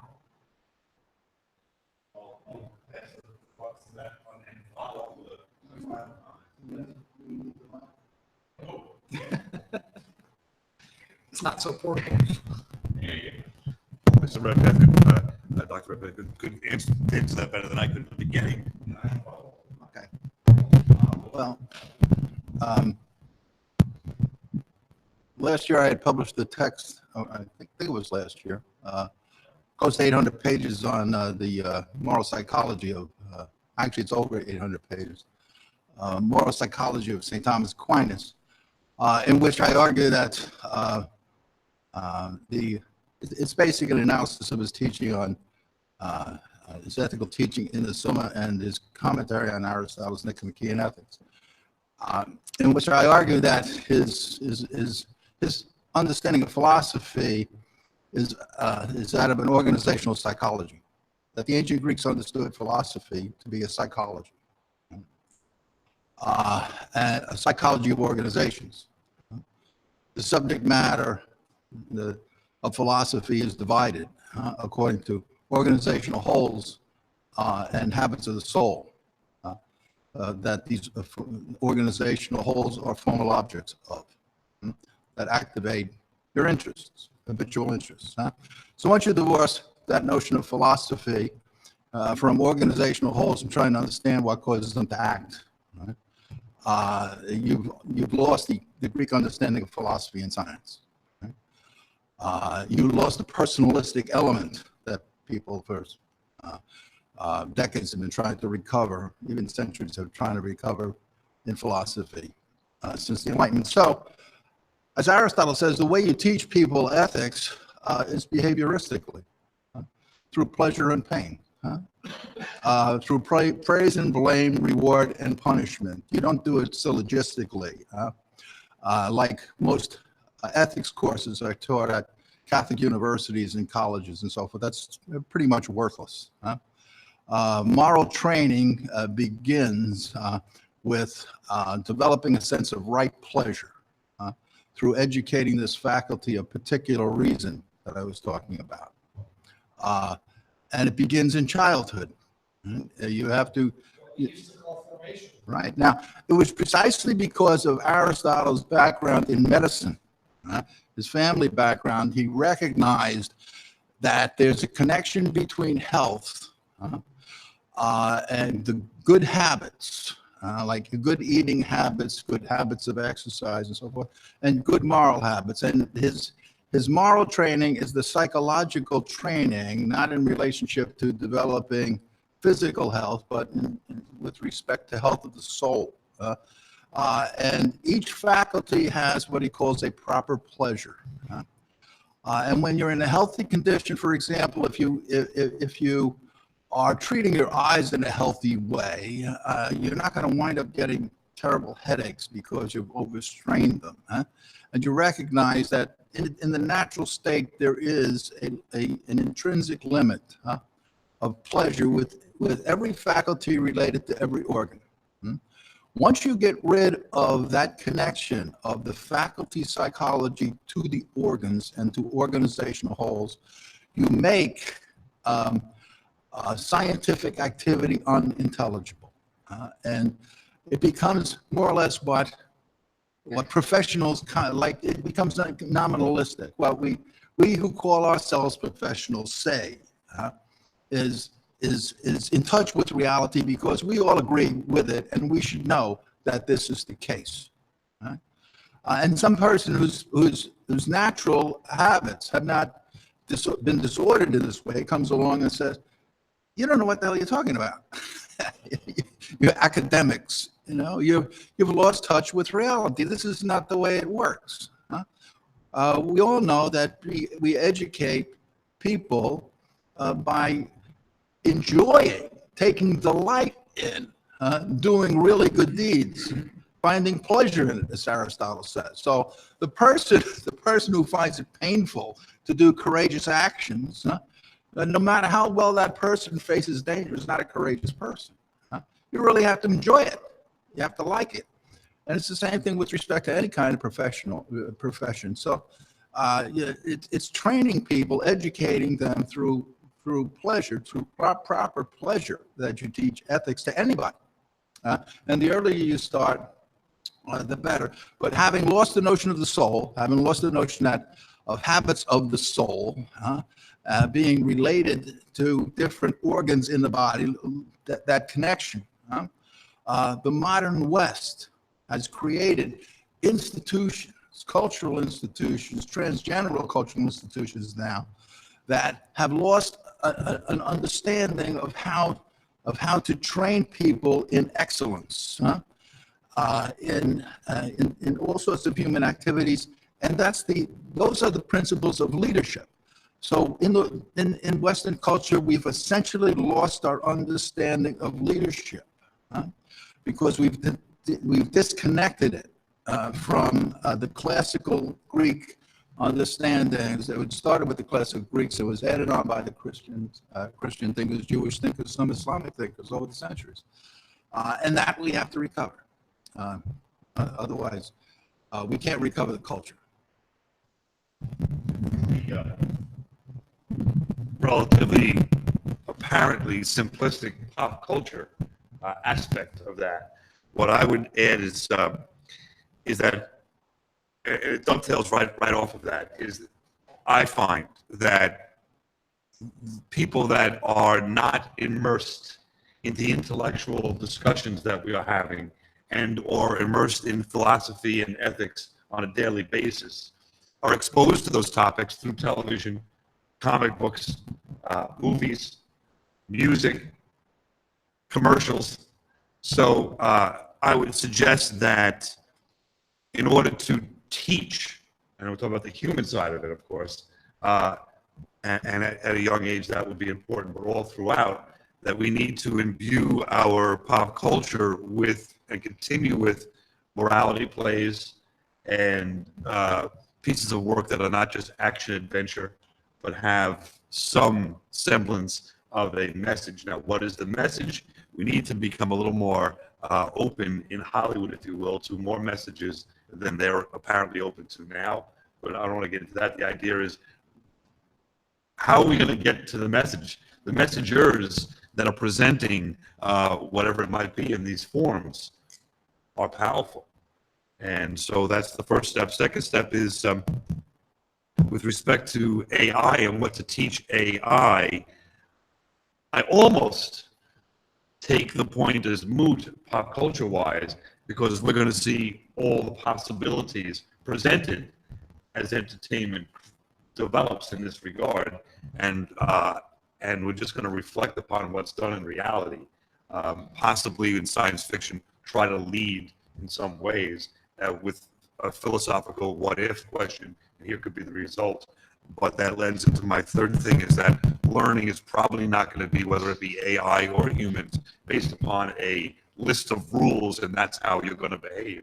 I agree it would be something that would be behavior-based. Morality is this, define it, and then wherever you go, if you have a moral basis, you can make the proper decision, moral decision, if that makes any sense. So that's where I stand on that.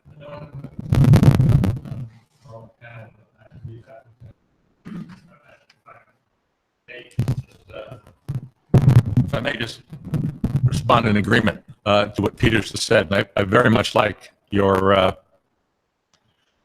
characterization of this as pleasure and pain in relationship to organs. So we frequently talk about powers of the soul, faculties of the soul, but their relationship to organs is enormously important. And here in particular, Peter knows this, and many of the rest of you do too, the two critical powers, faculties, organs, which feed into cogitative reason, are memory and imagination. Summa Theologica, Book 1, Question 78, Article 4.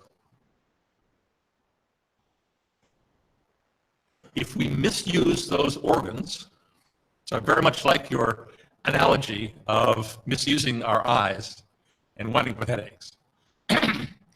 So if we misuse our organs, we're going to get headaches and worse. So if we only have two organs, which are feeding cogitative reason, imagination and memory, there's only two, according to Aquinas. If we misuse those two organs, we're in big trouble. And so the focus of what we're doing at the center is to suggest that the technological environment in which we have lived our lives inherently forces us to misuse the organ of imagination. At the same time, it forces an atrophy of the other critical organ feeding cogitative reason, our memory.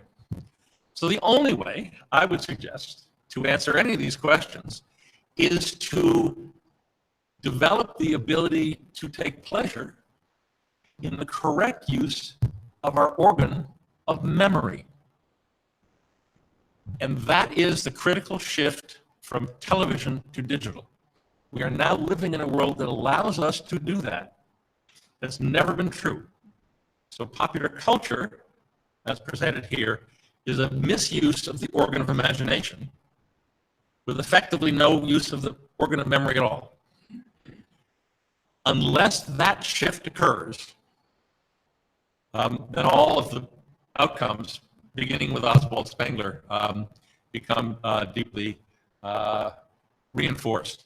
And I won't dwell on this in my own presentation, but I'll also just footnote this by saying the Chinese approach to this is radically different.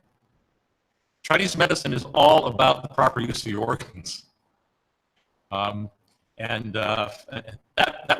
is a very important avenue, and we spent an enormous amount of time at the center working with China. I'm hoping actually to be there in a couple of weeks. It's unclear whether I'll be able to do that, to make a presentation at the 24th World Congress on philosophy, where the topic will be Taoism and the robots.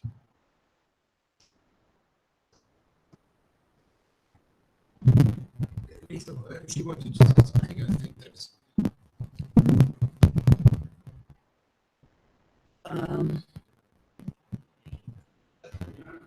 Yeah, okay.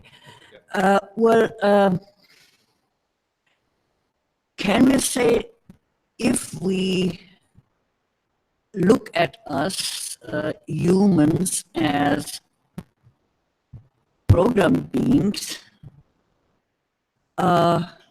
in a certain way we are programmed to misuse our faculties because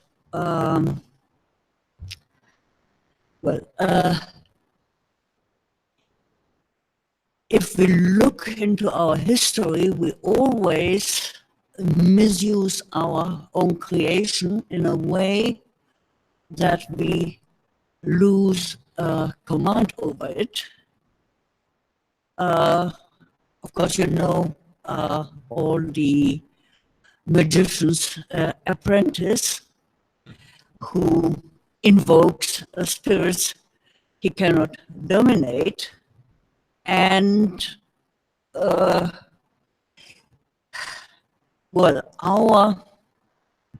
development via trial and error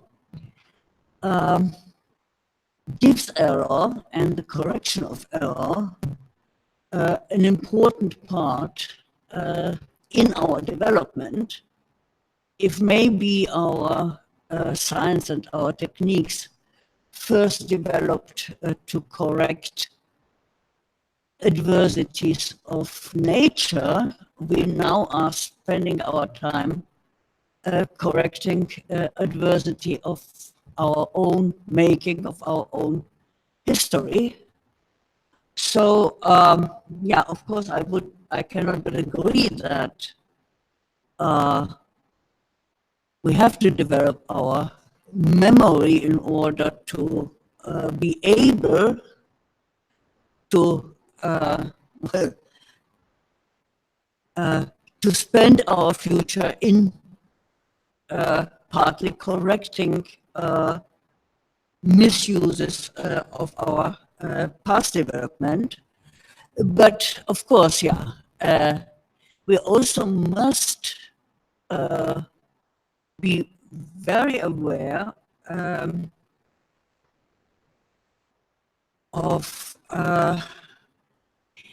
great imperfection in our own definition of values, because of course, if popular culture can teach us anything about intelligence, and not just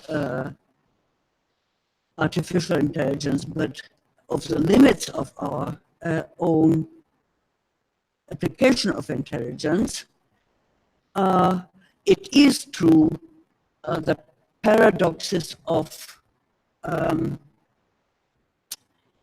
overcharging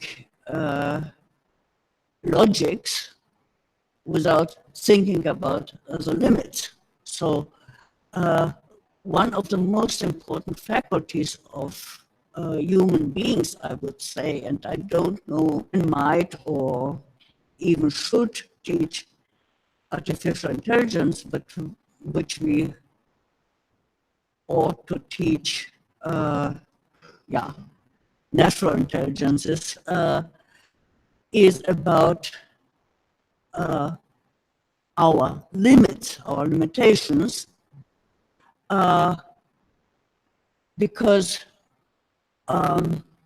following the way of analysis, we are always, and this is a risk for the most well-meaning people talking about leadership, we are always dividing mankind into the doers and the done, which is in itself a very questionable thing. So I think that we should use all the resources we have for studying anthropology ourselves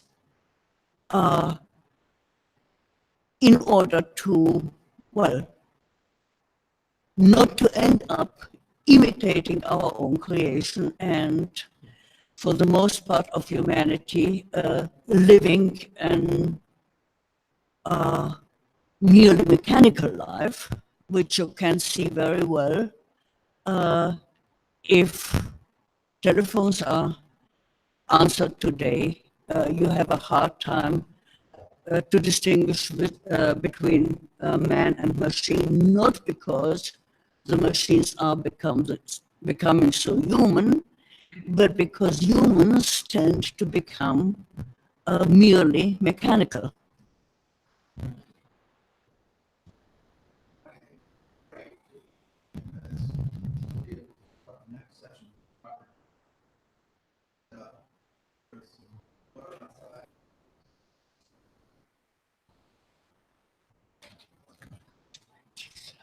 Next session.